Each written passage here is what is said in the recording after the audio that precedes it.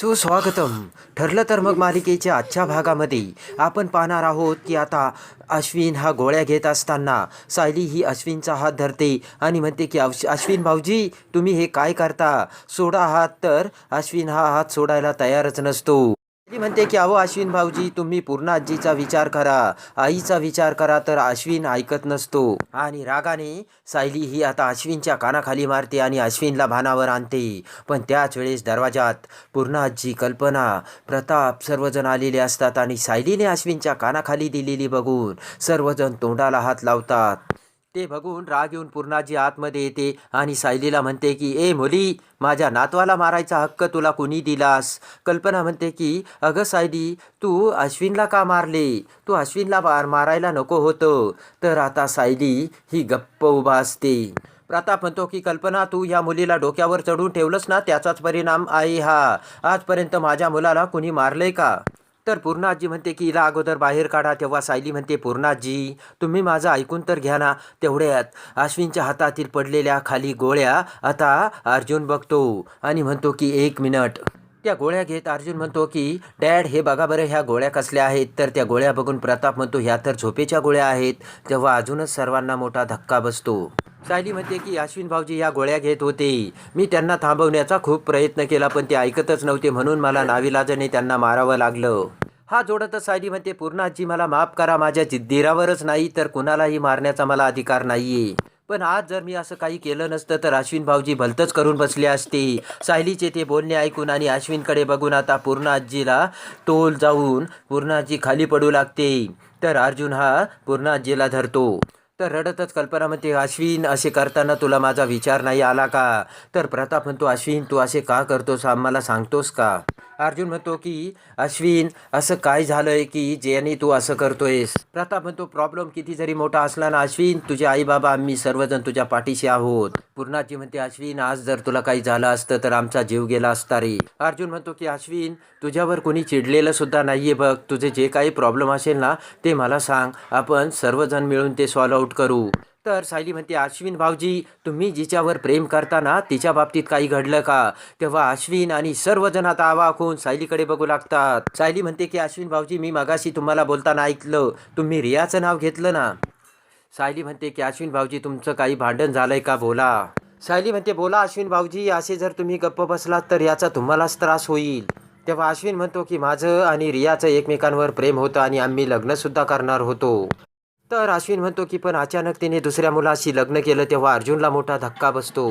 रडतच अश्विन म्हणतो की आणि मग सगळंच संपलं, मी रियाशिवाय नाही जगू शकत असे आता रडतच अश्विन सर्वांना सांगतो. तेव्हा आता अश्विन जेव्हा रियासोबत बोलत होता ते सर्व आता अर्जुनने ऐकलेले असते आणि ते सर्व अर्जुनला आठवते.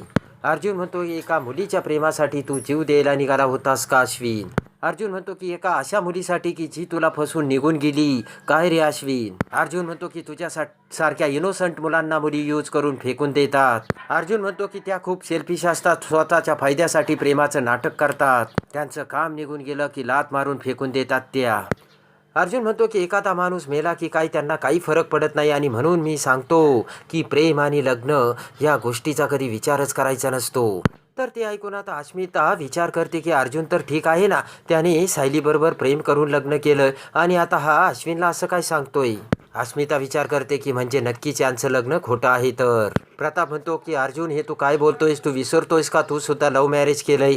तेव्हा अर्जुन म्हणतो की नाही डॅड मी विसरत नाहीये, पण मुली अशा प्रेम करून फसवून निघून जातात हे मी अश्विनला सांगतो. कल्पना म्हणते की अश्विन बाळा तू आमच्यासाठी खूप मौल्यवान आहेस, तेव्हा ती आता तुला सोडून गेली ना, तिचा विचार करू नकोस आता.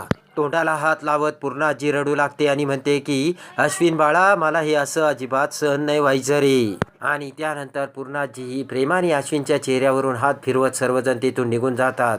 फक्त कल्पना आणि सायली तिथे असते. तर सायली म्हणते की अश्विन भाऊजी आता तुम्हाला शांत आणि हलकं हलकंसं वाटतं ना?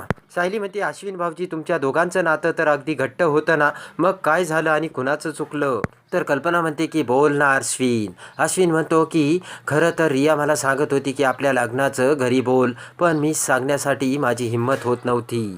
आणि मग तिने दुसऱ्यासोबत केलं लग्न असे अश्विन आता कल्पना सायलीला बोलतो.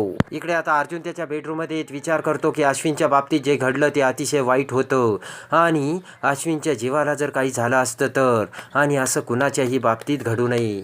आणि असा आता अर्जुन विचार करत असताना लगेचच अर्जुन समोर सायलीचे प्रेम आठवते. सायलीसोबत आपण कसं एवढ्या 6 महिन्यात प्रेमाने एकत्र आलो आणि चैतन्याने आपल्याला कसे सांगितले की तू सायलीच्या प्रेमात पडलाय अर्जुन, हे सर्व आता अर्जुनच्या डोळ्यासमोर येतं. आणि ज्या वेळेस आपण म्हणजे सायली आपल्याला सोडून जर निघून गेली तर मग आपलीसुद्धा काय अश्विनसारखीच अवस्था होणार का, असा आता अर्जुनने विचार केलेला असतो. अर्जुन विचार करतो की मी सुद्धा असेच करतोय, मी तरी काय वेगळे करतोय. अर्जुन म्हणतो मी मिसेस सायलीमध्ये असा इन्व्हॉल्व झालोय आणि त्या सुद्धा आता निघून जातील.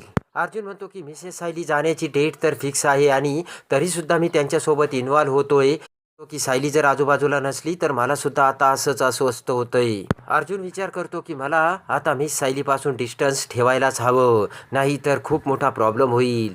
सायलीने लावलेल्या मेणबत्तीवर हात ठेवत अर्जुन म्हणतो की मला आता डिस्टन्स ठेवायलाच हवं आणि अश्विनने जी चूक केली ती सुद्धा मीच चूक करू शकतो. तेवढ्यात सायली तिथे येते आणि अर्जुनला म्हणते की अश्विन भाऊजी काय करत होते, मी तर खूप घाबरले होते. वेळेत जर मी तिथे पोचले नसते तर अश्विन भाऊजींनी काय केले असते ते माहीत नाही. तर अर्जुन हा सायलीकडे बघत असतो. सायली म्हणते की अश्विन भाऊजींना आता आपल्या आधाराची खूप गरज आहे अर्जुन सर. सायली म्हणते की त्यावेळेस तिथे बोलण्याची काय गरज होती अर्जुन सर की लग्नाच्या भानगडीत पडू नकोस म्हणून, तिथे सर्वजण होते. अर्जुन रागाने बोट करत म्हणतो की मला सगळं समजत होतं आणि आता मला काहीच बोलायचं नाही, आणि रागाने अर्जुन तेथून निघून जातो.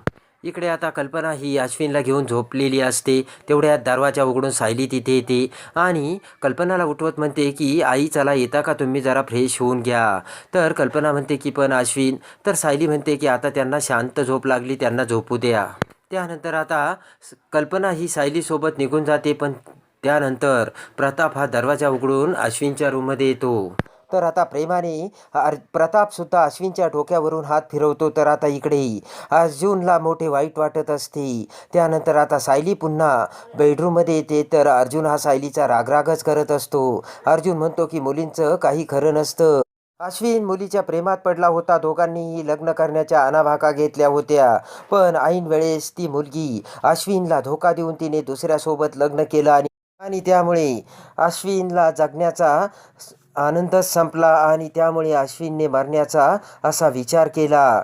तर लगेचच सायली ही अर्जुनचा हात धरत म्हणते की हे सर्व खरं झालं सर, पण सगळ्या मुली काही सारख्या नसतात. आणि प्रेमाने आता सायलीने अर्जुनचा हात धरलेला असतो आणि इनडायरेक्टली सायलीने आता अर्जुनला सांगितलेले असते की मी त्यातली मुलगी नाही आणि मी असे हात सोडून जाणारातली सुद्धा नाही. तेव्हा आता प्रेमाने आणि हक्काने सायलीने अर्जुनला खूप मोठा विश्वास देऊन अर्जुनचा हात पकडलेला असतो. तर आता सायली ही अर्जुनला कशी आयुष्यभर साथ देते हे बघण्यासाठी आणि ठरलं तर मग मालिकेच्या डेली अपडेटसाठी आपल्या चॅनलला लाईक करा, सबस्क्राईब करा.